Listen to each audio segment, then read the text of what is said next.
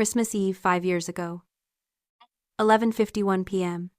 It was 20 degrees below zero outside our drafty ranch house in Denver, but inside the air was absolute zero. I stood in the center of the living room clutching my portfolio, 6 months of sustainable design work intended to save our family business. My father, Dennis, didn't even open it. He tore the blueprints in half. The sound was violent, like a bone snapping. Hippie nonsense, he spat, throwing the shreds onto the linoleum. We build real houses, Sierra, not glass boxes for tree huggers. My mother, Pamela, stared at the table, refusing to meet my eyes. Fit in or get out, Dennis said, pointing to the door. My roof, my rules, choose right now. I didn't beg. I didn't waste energy on tears. Structural failure happens fast. You either brace for impact or you break. I picked up my bag and walked out into the freezing night. Before I tell you how I made them regret every single word, drop a comment and let me know where you're listening from and what time it is for you right now. I'd love to know who's part of our community. My beat-up sedan barely made it to a Motel 6 on the edge of town, my hands numb on the steering wheel. The heater was broken, blowing only cold air, but the chill inside my chest was deeper. Sitting on the lumpy mattress, staring at the water stains on the ceiling, I waited for the panic to set in. It didn't. Instead, a strange cold clarity settled over me. This wasn't a tragedy, it was a release. I opened my laptop. The screen glowed blue in the dark room, the only warmth I had. My first act wasn't to look for an apartment. It was to sever the invisible cords they still held. I logged into my cell phone provider. Remove line.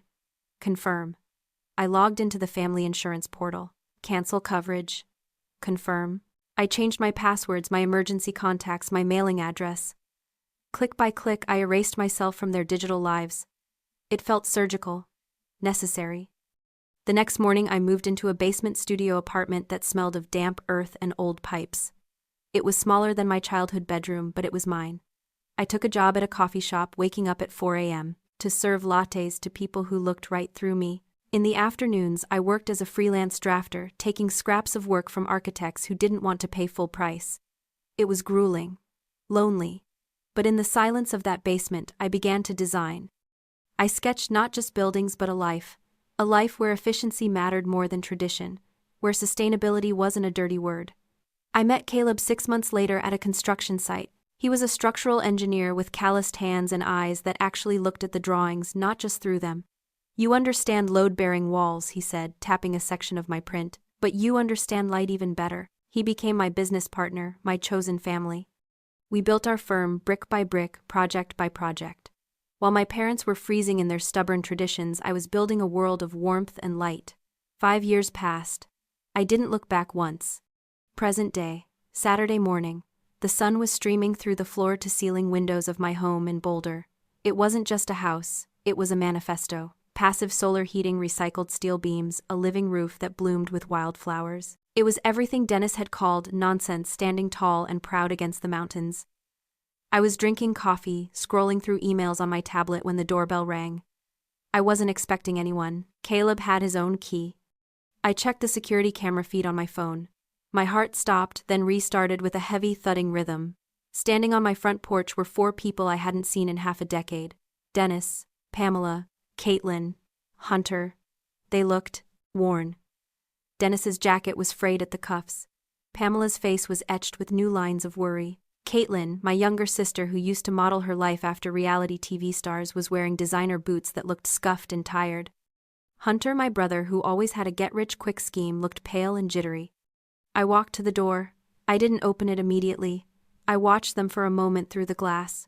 They were looking around, mouths agape, taking in the sleek lines of the architecture, the expensive landscaping. She must have married rich, I heard Caitlin say, her voice muffled by the triple-paned glass. There's no way she bought this. The comment didn't sting. It clarified. It was the crab bucket theory in action. When one crab tries to climb out, the others pull it back down, not because they want to leave, but because they can't stand to see someone else escape the pot. My success wasn't just an achievement to them. It was an insult. It was a mirror reflecting their own stagnation. If I had done this, it meant they could have too, and they hadn't. Therefore, I must have cheated. I must have married rich. It was the only explanation that kept their fragile egos intact. Can I help you? I asked, my voice calm, professional. Not the voice of the daughter they threw out, the voice of the architect who owned the building.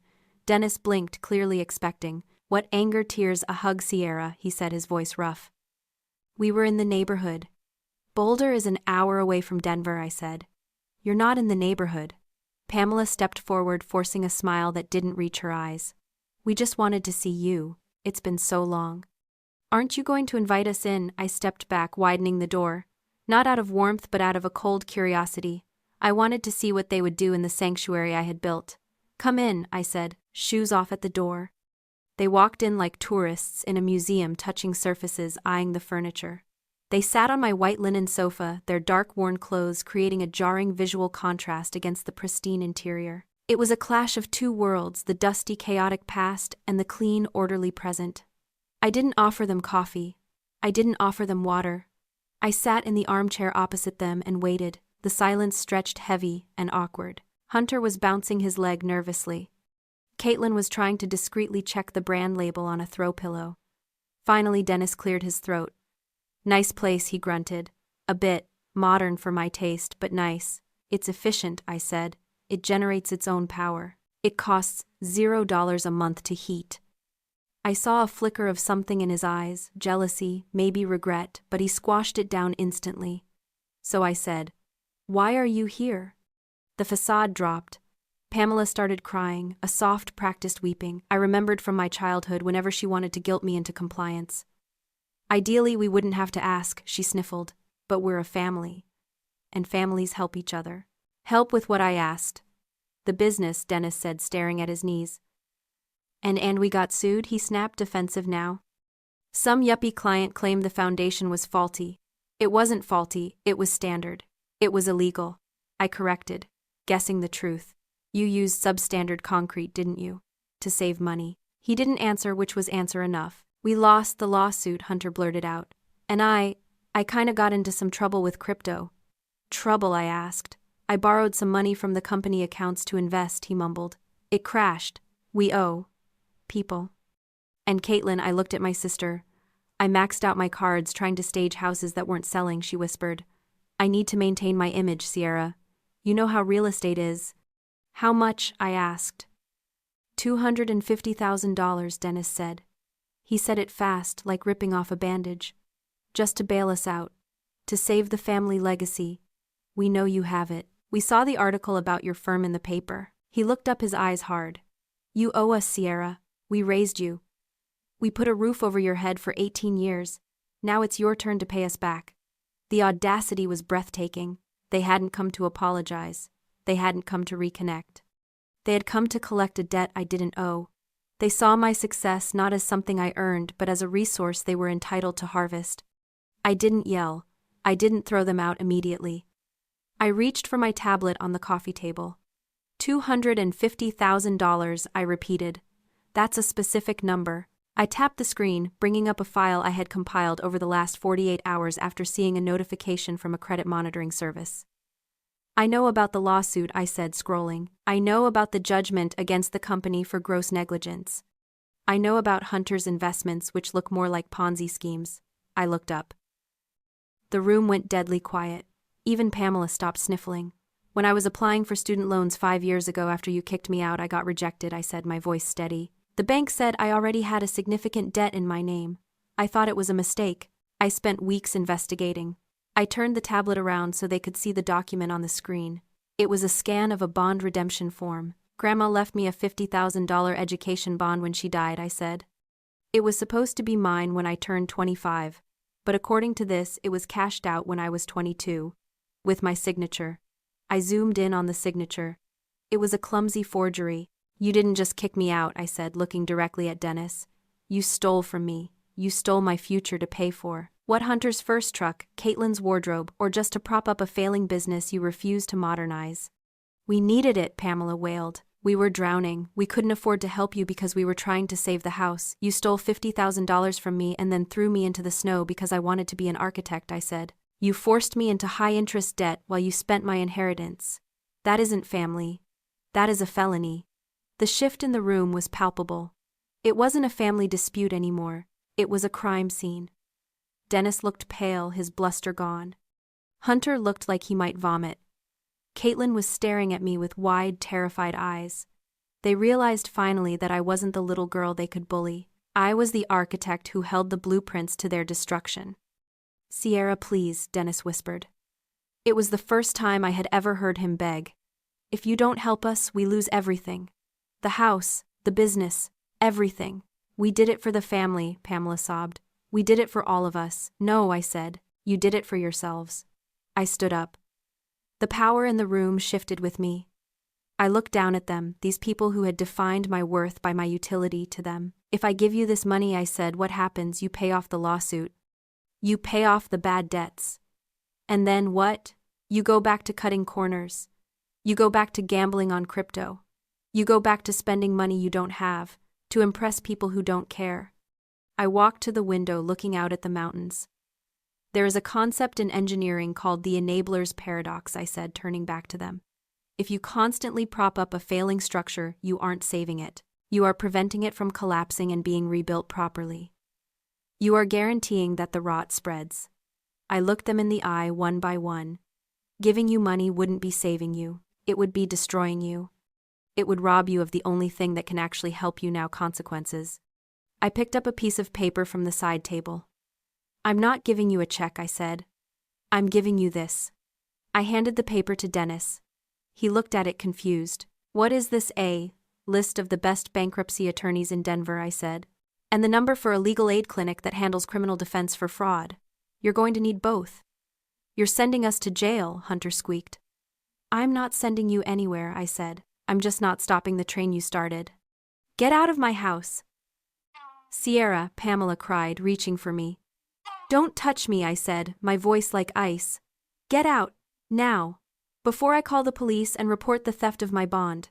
They scrambled. The dignity was gone. They were just scared people running from the wreckage they had caused. I watched them pile into their car and drive away. I locked the door. The silence wasn't empty. It was the sound of a load-bearing wall holding firm. The collapse happened fast. Without my bailout, the business folded within a month. Dennis and Pamela lost the ranch house to foreclosure. Hunter was indicted for fraud related to his crypto schemes and ended up taking a plea deal that included probation and restitution. Caitlin had to sell her condo and move into a rental, getting a job as a receptionist to pay off her debts. I watched it all from a distance through public records and grapevine whispers. I didn't intervene. I didn't gloat. I just let gravity do its work. 6 months later, I stood on the balcony of my home, watching the sunset paint the Rockies in shades of purple and gold. Caleb stood beside me holding 2 glasses of wine. "You okay?" he asked. "Yeah," I said. "I am." I had launched the scholarship fund that morning, the Blueprint Fund. It provided full tuition and housing for young architecture students who had been cut off by their families for choosing art over practicality. We had already received 50 applications. 50 kids who wouldn't have to freeze in a Motel 6. 50 kids who wouldn't have their dreams torn up by angry fathers. "You built something good out of all that rubble," Caleb said. I nodded, taking a sip of wine. "You know," I said, "in architecture, the most important part of any building is the foundation. If the foundation is cracked, you can't fix it by adding more floors. You have to dig it out. You have to start over." I looked at the horizon, thinking of my parents in their cramped apartment, finally forced to live within their means. Finally forced to face each other without the buffer of money and lies. "You cannot build a stable future on a foundation that is trying to collapse you," I said. I had to let them fall so I could stand. I turned back to the warmth of my home, the home I built, the life I designed.